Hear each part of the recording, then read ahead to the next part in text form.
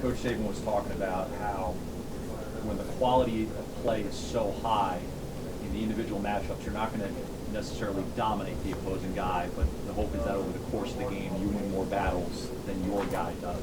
As a player, do you think in those terms in big games like this?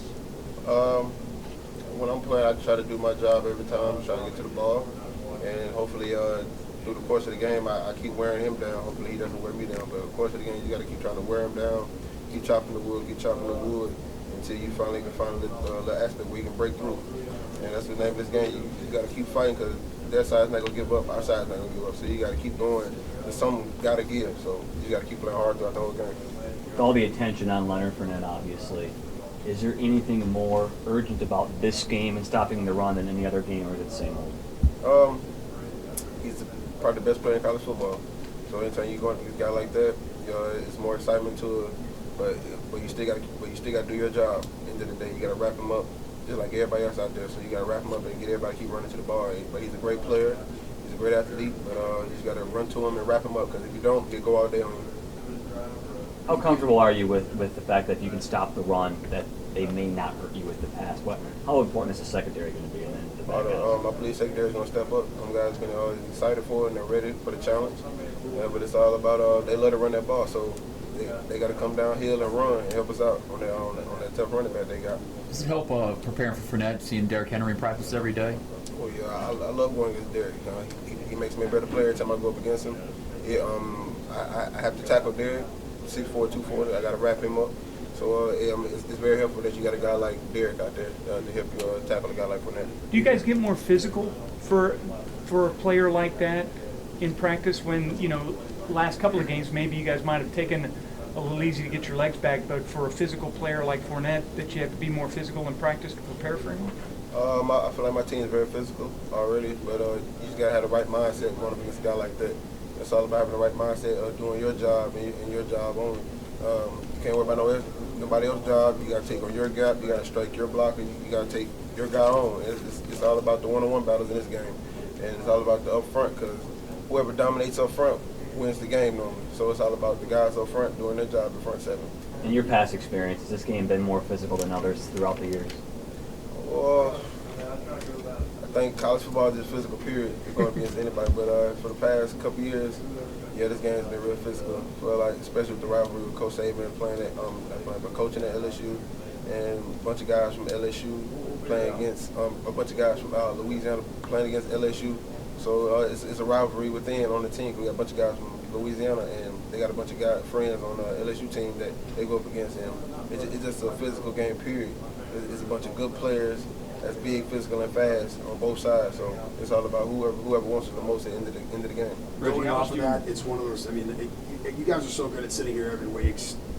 One game at a time. Every game's the same. Every opponent's the same. I mean, can you realistically say that this week, knowing what's on the line and who the opponent is? I mean, it's got to be different, right? Oh yeah, of course, but it's still, this game is in front of us. It's one game at a time still, and Leonard Fournette's in front of us, LSU's in front of us. It's all about us doing our job against this team, and we can't worry about what's next week. We got to worry about what's going on right now. So we're still not worried about next week. We're worried about what's going on right now, and this week is LSU. But it's got to be a different feel though with the ramifications of the rivalry, right? Of course, the media, y'all gonna hype it up to be more than what it really is. So of course, but it's still a big game. It's what at stake. Whoever wins this game probably gonna be top 4 or whatever. But I'm not worried about no rankings or like that. I'm just worried about just focus on my team getting better and get ready for an opponent like this against LSU. Reggie, Coach Saban has talked about how maybe the team was a little too fired up for the Ole Miss game, and that was maybe the root of the problems early on. How do you guys avoid that? And also balance the emotion that I'm sure you guys are going to be feeling before kickoff. Just the whole week, you can't worry about what's going up leading up to the time. You got to worry about preparing the right way. And I feel like that Ole Miss week, we was too excited, but we also didn't prepare the right way either. So we got to prepare the right way this week and just build off the things that we didn't do good in the past 8-9 weeks. So we just got to worry about getting better and just preparing for an opponent like this. What have you seen from Brandon Harris? Past couple games, from the beginning of the year, he's got a whole lot better. But it's all about stopping him, and then he got a whole lot better. He's throwing the ball well, he's leading that team in general all the way on to where they need to go. He's lining up the front on the big guys up front. He's calling the play, so he's got to stop him and the whole team. So we're excited and ready. With the bye last week. Leadership is something we've talked about all year long with you. With a game like this, is there anything you can tell younger players who maybe haven't experienced it, what the atmosphere is like and what it's like in prime time and sort of thing? Just don't do nothing. Just don't bring attention to yourself. Just be calm and cool. It's just like any other game, but just hype it up a little bit more.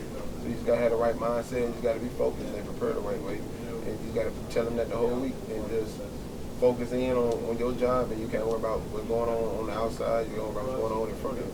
With the bye last week, do you guys feel re-energized like you needed last week? How do you guys feel with that?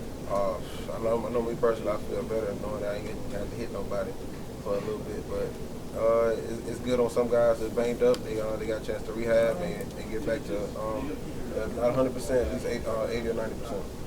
Knowing how the LSU game ended last year and then seeing Jay Cogan get the game-winning drive there against Tennessee, how much confidence that gives you as a team leader on what your offense can do when you guys do your job? I'm very confident in my team, period. So if you do your job, that's what happens. They did their job on their job, and they made some good plays. All right, thanks, guys. Reggie, got to go. Thanks, Reggie.